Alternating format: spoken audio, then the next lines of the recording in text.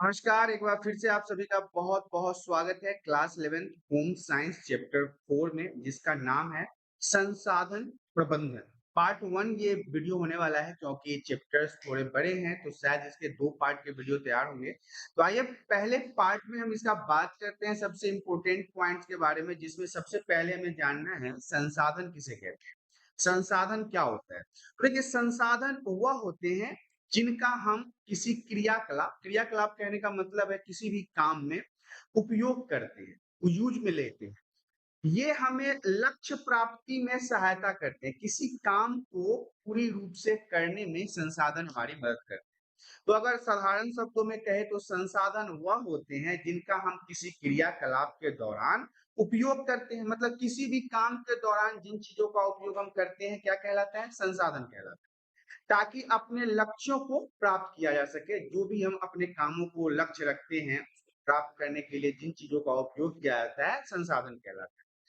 कोई भी वस्तु जिसका हम कभी भी प्रयोग नहीं करते, ऐसे ही बहुत सारे वस्तु होते हैं हमारे जीवन में जिसका उपयोग हम कभी भी नहीं करते, उसे हम संसाधन की संज्ञा नहीं देंगे। देखिए बहुत सारे बच्चे इसी में कंफ्यूजन हो जाते हैं, वो तो ये समझते हैं कि जितनी सारी चीजें हैं हमारे आसपास में वो सभी संसाधन ही होगा, लेकिन संसाधन होने का अपना एक क्राइटेरिया है जिसमें आपको उसका उपयोगी होना आपके लिए बहुत जरूरी है। यदि कोई वस्तु आपके लिए उपयोगी नहीं है तो वो संसाधन नहीं कहलाएगा, भले ही वो किसी अन्य व्यक्ति के लिए उपयोगी संसाधन ही क्यों ना हो। देखिए बहुत सारी ऐसी चीजें हैं, जैसे कि ये कंप्यूटर मेरा है और कंप्यूटर मेरे किसी काम का नहीं है, लेकिन ये किसी और व्यक्ति के फायदे में है, काम में आ रहा है, तो वो उसके लिए संसाधन हो सकता है, लेकिन ये मेरे लिए संसाधन नहीं होगा। जैसे एग्जाम्पल के रूप में बताया गया है एक हेयर ड्रायर का मतलब होता है बाल सुखाने वाला। यह क्या करता है कि हमारे यहाँ लंबे समय से बिना उपयोग के बेकार में पड़ा हुआ है। अगर हमारे घर में हेयर ड्रायर है और वो लंबे समय से ऐसे ही पड़ा हुआ है, तो वो हमारे किसी भी काम का नहीं है, वो तो बेकार पड़ा हुआ है। अब ऐसा है कि यह जो हेयर ड्रायर है वो हमारे लिए संसाधन नहीं हो सकता है, परंतु यह किसी ब्यूटी पार्लर में अगर किसी व्यक्ति के पास है तो उसके लिए बहुत बड़ा संसाधन है, क्योंकि वो प्रतिदिन कई सारे व्यक्तियों का उपयोग इस ड्रायर के साथ करता है। तो देखिए वही बात है, हमारे घर में पड़ा हुआ है तो हमारे लिए तो उपयोगी नहीं है, लेकिन ब्यूटी पार्लर में यह बहुत ही उपयोगी संसाधन हो सकता है। तो ये संसाधन की परिभाषा थी। अब हम बात कर लेते हैं संसाधनों के प्रकार के बारे में कि कितने प्रकार के संसाधन होते हैं। तो देखिए पहला संसाधन की अगर प्रकार की बात करें तो मानवीय संसाधन होता है, ह्यूमन रिसोर्सेज होते हैं। संसाधन, अगर संसाधन के प्रकार के बारे में आपसे पूछा जाए तो आप बताओगे कि पहला संसाधन के प्रकार में जो आता है वो है मानवीय संसाधन। दूसरा है गैर मानवीय अथवा भौतिक संसाधन। गैर मानवीय अथवा भौतिक संसाधन मतलब नॉन ह्यूमन और मटेरियल रिसोर्सेज। तो ये संसाधनों के प्रकार में आपको बताना है। अब जान लेते हैं सबसे पहला पॉइंट जो संसाधनों के प्रकार में है, जो है मानवीय संसाधन। इससे क्या समझा जा सकता है या फिर किसे कहते हैं? तो देखिए मानवीय संसाधन में पहला पॉइंट जो है वो ज्ञान का आता है, नॉलेज का आता है। किसी भी कार्य को करने के लिए जो भी नॉलेज, इंफॉर्मेशन, तकनीक या जानकारी की आवश्यकता होती है वो मानवीय संसाधन के अंतर्गत ही आता है। दूसरा पॉइंट है अभिवृत्ति। किसी भी कार्य को करने के लिए हमारी थिंकिंग बहुत ही अच्छी पकड़ मानी जाती है, जिसमें हम सकारात्मक और नकारात्मक दोनों प्रकार के सोच को रखते हैं, मतलब पॉजिटिव और निगेटिव थिंकिंग हमारी होती है किसी भी काम को करने के लिए। कोई भी काम आप जब करना चाहते हो तो उसके लिए दो चीजें तो आपके मन में आती है ना, कि हाँ ये काम हो सकता है, दूसरा कि हाँ ये अगर तो ये काम नहीं भी हो सकता है। तीसरा जो पॉइंट है हमारा वो कहता है कौशल एवं क्षमता, मतलब स्किल्स और स्ट्रेंथ। किसी भी कार्य को करने के लिए कौशल मतलब वो चीजें हमें आनी चाहिए, और सहजता, आराम से उस काम को क्षमता के साथ करना मानवीय संसाधन के अंतर्गत ही आता है। अगला पॉइंट हमारा कहता है समय। टाइम भी बहुत जरूरी है मानवीय संसाधन के लिए, क्योंकि किसी भी कार्य को करने के लिए सकारात्मक और नकारात्मक जो दृष्टि होती है, जो सोच होता है, उसमें जो टाइम है वो वेरी वेरी इंपॉर्टेंट पॉइंट है, क्योंकि समय के बिना आप किसी भी प्रकार के संसाधन का निर्माण, उपयोग और दुरुपयोग कर ही नहीं सकते। अगला पॉइंट जो है हमारा वो कहता है ऊर्जा शक्ति। ऊर्जा शक्ति का मतलब होता है आपके अंदर का पावर, आपके अंदर का एनर्जी। दौड़ना हो, चलना हो, खाना पकाना, सफाई करने के लिए किस चीज की आवश्यकता होती है? ऊर्जा की आवश्यकता होती है। क्योंकि यदि आपके शरीर में ऊर्जा नहीं है, स्ट्रेंथ नहीं है, पावर नहीं है, शक्ति नहीं है, तो ना तो आप दौड़ सकते हो, ना ही चल सकते हो, ना खाना पका सकते हो, ना ही सफाई कर सकते हो। तो ये मानवीय संसाधन के अंतर्गत आता है। दूसरा जो है वो गैर मानवीय संसाधन है। याद रखिएगा ये संसाधनों के प्रकार के अंतर्गत आती है, जिसमें मैंने आपको यहाँ पे बताया था कि संसाधनों के प्रकार जो है वो 2 तरह के होते हैं। मानवीय संसाधन जो अभी-अभी मैंने आपको यहाँ पे समझाया है और दूसरा है गैर मानवीय अथवा भौतिक संसाधन जो मैं अब आपको बताने वाला हूँ। तो पहले बात कर लेते हैं गैर मानवीय संसाधन के बारे में। तो इसका जो पहला पॉइंट है वो है धन, पैसा, वेल्थ, विभिन्न प्रकार की आय, बहुत अलग-अलग तरह के इनकम होते हैं, जिसमें बचत आदि जो होता है, इससे प्राप्त जो धन होता है, वो गैर मानवीय संसाधन है। इसके अलावा भौतिक वस्तुएँ भी है, बहुत सारे ऐसी चीज़ें हैं जिसका उपयोग हम अपने जीवन में सुख पाने के लिए करते हैं। जिसमें कार आता है, टेलीविज़न, मिक्सी, फर्नीचर, मोबाइल, सारी चीज़ें, जिसका उपयोग आप अपने शौक को पूरा करने के लिए करते हैं। तो ये सारी चीज़ें भौतिक वस्तुएँ होती हैं। तो ये गैर मानवीय संसाधन के अंतर्गत आता है। साधनों का प्रकार और संसाधनों के वर्गीकरण में आपको कन्फ्यूज़ नहीं होना है। देखिए यहाँ पे मैंने आपको संसाधनों के प्रकार में 2 प्रकार बताए थे, मानवीय संसाधन और गैर मानवीय संसाधन। ये मैंने आपको यहाँ पे समझा भी दिया है। अगला पॉइंट जो है वो संसाधनों का वर्गीकरण है, मतलब बँटवारा कैसे हुआ है संसाधनों का, ये बताना है। अक्सर बच्चे यहाँ पे कन्फ्यूज़ हो जाते हैं जब संसाधनों का उनसे वर्गीकरण पूछा जाता है, तो वो संसाधनों के प्रकार को डेवलप करते हैं अपने कॉपी में, तो वहाँ पे आपको ये गलती नहीं करनी है। याद रखिएगा संसाधनों का जो वर्गीकरण है, वो 3 भागों में किया गया है। कौन-कौन सा? पहला है मानवीय तथा गैर मानवीय संसाधन, मतलब पहला पॉइंट में आपको ये डिस्कशन करना है। दूसरे में है व्यक्तिगत तथा साझा संसाधन, ये आपका दूसरा पॉइंट है। तीसरा है प्राकृतिक तथा सामुदायिक संसाधन। अब आप कन्फ्यूज़ हो रहे हैं कि आपके दिमाग में तो कुछ आया नहीं, तो यहाँ पे टेंशन लेने की ज़रूरत नहीं है, मैं हर एक संसाधन को आपको विस्तार से समझा देता हूँ कि मानवीय तथा गैर मानवीय संसाधन क्या है, व्यक्तिगत तथा साझे संसाधन किसे कहते हैं और प्राकृतिक तथा सामुदायिक संसाधन क्या होता है। तो पहला जो मानवीय संसाधन है उसके बारे में जान लेते हैं क्योंकि पहला पॉइंट ही हमारा मानवीय संसाधन और मानवीय संसाधन और गैर मानवीय संसाधन। तो मानवीय संसाधन में क्या आता है? वे सभी संसाधन जो प्रत्येक मनुष्य की अपनी क्षमताओं के अनुसार होते हैं। वो सारे रिसोर्सेज जो सभी व्यक्तियों को उनके स्ट्रेंथ के ऊपर निर्भर करता है। वे प्रत्येक मनुष्य के निहित गुण होते हैं, हर एक मनुष्य में होता है, मानवीय संसाधन कहलाता है। ये संसाधन इंसान के स्ट्रेंथ के ऊपर निर्भर करता है और प्रत्येक मनुष्य में होता है। तो वो क्या कहलाएगा? मानवीय संसाधन कहलाएगा। मानवीय संसाधनों को भी अलग-अलग भागों में बाँटा गया है। देखिए, ये जो चीज़ें मैंने आपको बताई है यहाँ पे मानवीय संसाधन, हर एक मनुष्य के अंदर होता है, कुछ अच्छी चीज़ों के रूप में, कुछ बुरी चीज़ों के रूप में। जैसे कि ज्ञान की बात करूँ, हर मनुष्य के पास अपने हिसाब से कुछ न कुछ ज्ञान होता ही है। तो ये मानवीय संसाधन के प्रकार में आता है कि ज्ञान रूपी मानवीय संसाधन हो जाएगा। दूसरा है अभिप्रेरण और रुचियाँ, इसका इंटरेस्ट भी जो है वो मानवीय संसाधन के प्रकार में आते हैं और ये 1 नंबर में भी आपसे पूछा जा सकता है, इसलिए आप इसे वीवीआई रखिए। मानवीय संसाधन के प्रकार में पहला ज्ञान का संसाधन, दूसरा रुचि का संसाधन, तीसरा जो है कौशल, क्षमता एवं रुझान, स्किल्स की बात होती है, अगर कोई चीज़ से आता है, उसके तरफ ये ज़्यादा रुझान देगा। समय भी बहुत महत्वपूर्ण है, टाइम भी आपके मानवीय संसाधन का एक प्रकार है और ऊर्जा तो चाहिए ही चाहिए, बिना एनर्जी के, बिना शक्ति के आप मानव क्या किसी भी प्रकार के कार्यों, किसी भी प्रकार के संसाधनों का उपयोग अपने जीवन में नहीं कर सकते हैं। एक बार फिर से मैं समझा दूँ, संसाधनों का वर्गीकरण में सबसे पहला पॉइंट जो था, वो था मानवीय संसाधन तथा गैर मानवीय संसाधन।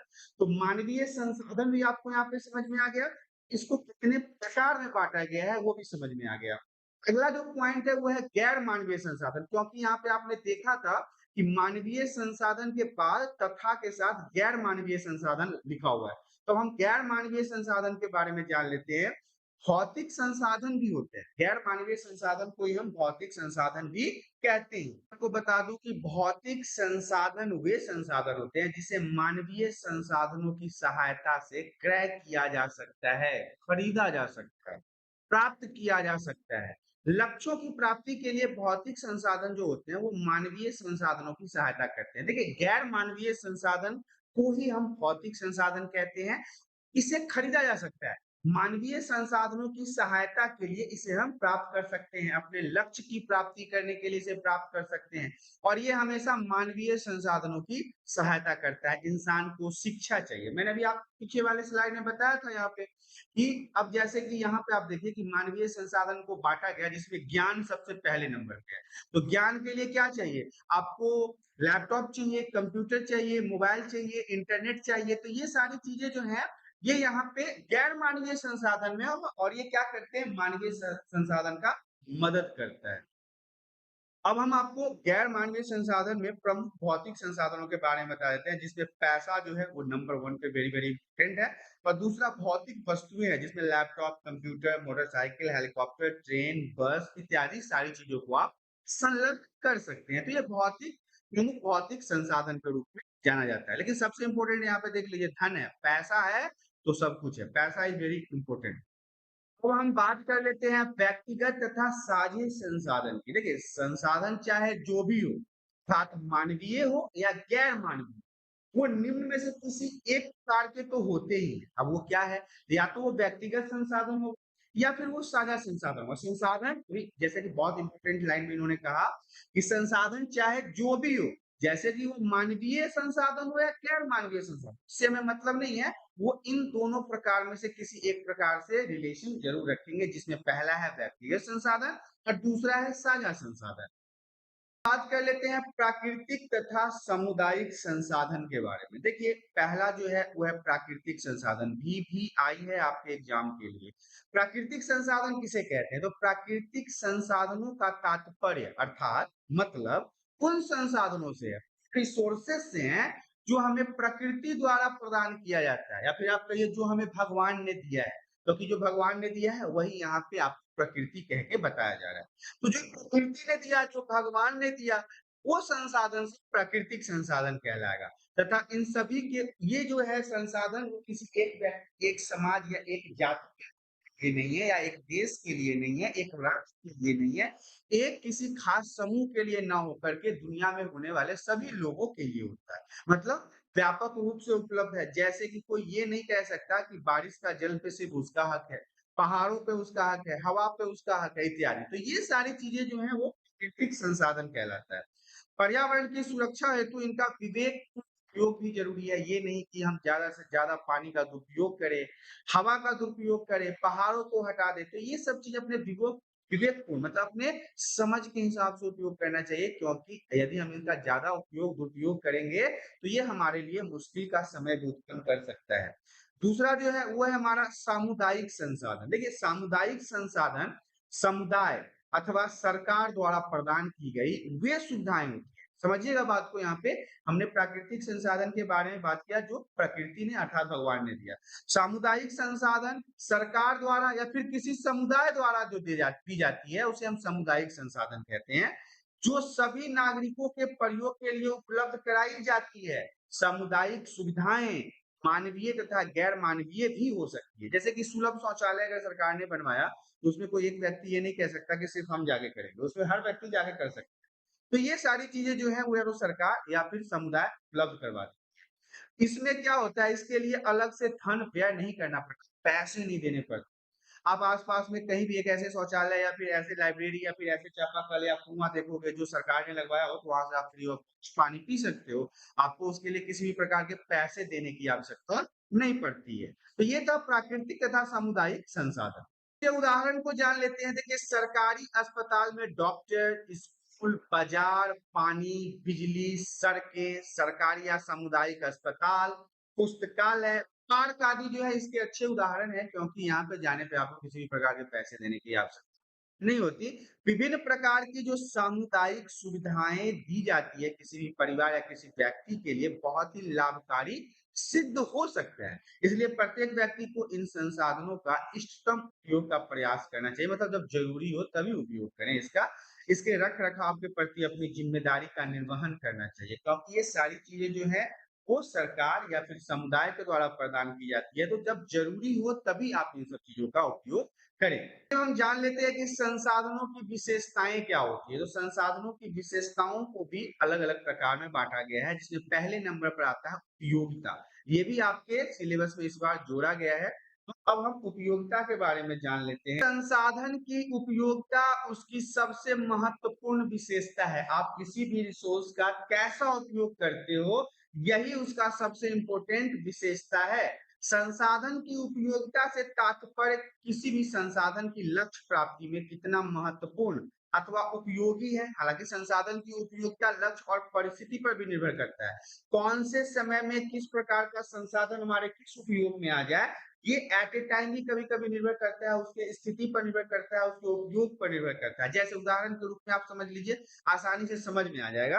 किसी शहरी व्यक्ति के लिए गाय का गोबर किसी भी प्रकार से उपयोगी नहीं होता। वो कहाँ लगाएगा? ना बाल में लगा सकता है, ना मुँह में लगा सकता है, ना घर में लग रख सकता है, ना उपला बना सकता है। जबकि वही गोबर, वही गाय का गोबर ग्रामीण क्षेत्र में कई प्रकार से उपयोगी होता है। जैसे ईंधन और खाद बनाने के रूप में। इसके अलावा घर में निपाई-पुताई भी होती है। अक्सर हमारे बिहार के इलाकों में जब भी कोई शुभ कार्य किया जाता है, तो गाय के गोबर से पोता जाता है ताकि उसे शुद्ध बनाया जा सके। तो देखिए कई प्रकार से उपयोगी है। इसके अलावा हर संसाधन की एक उपयोगिता तो होती ही होती है। सरल शब्दों में कहे तो सभी संसाधन किसी न किसी विशेष परिस्थिति में उपयोगी होते ही हैं। कोई भी ऐसी चीज़ें नहीं है जो हमें कभी न कभी उपयोग ना आए। कभी न कभी अपनी उपयोगिता के हिसाब से या समय के हिसाब से एक छोटी से छोटी वस्तु भी उपयोगी साबित हो जाती है। तो ये संसाधनों की विशेषताएँ थी। यहाँ पे आपने देखा कि आपको संसाधनों की विशेषता उपयोगिता के हिसाब से समझ में आ गया होगा। देखिए अब इस वीडियो के सेकंड पार्ट में हम आपसे मिलेंगे, क्योंकि अगर एक ही पार्ट में पूरे वीडियो को बनाया जाए तो ये बहुत ही बड़ा वीडियो बन जाएगा। तो आशा करता हूँ कि पार्ट 1 में दी गई जानकारी आप सभी को पसंद आया हो। तो जानकारी यदि पसंद आया तो वीडियो को लाइक, चैनल को सब्सक्राइब कर लें ताकि इसी प्रकार के एजुकेशनल वीडियो आपको हमेशा प्राप्त होता रहे। अब हम आपसे पार्ट 2 में मिलेंगे, तब तक के लिए धन्यवाद।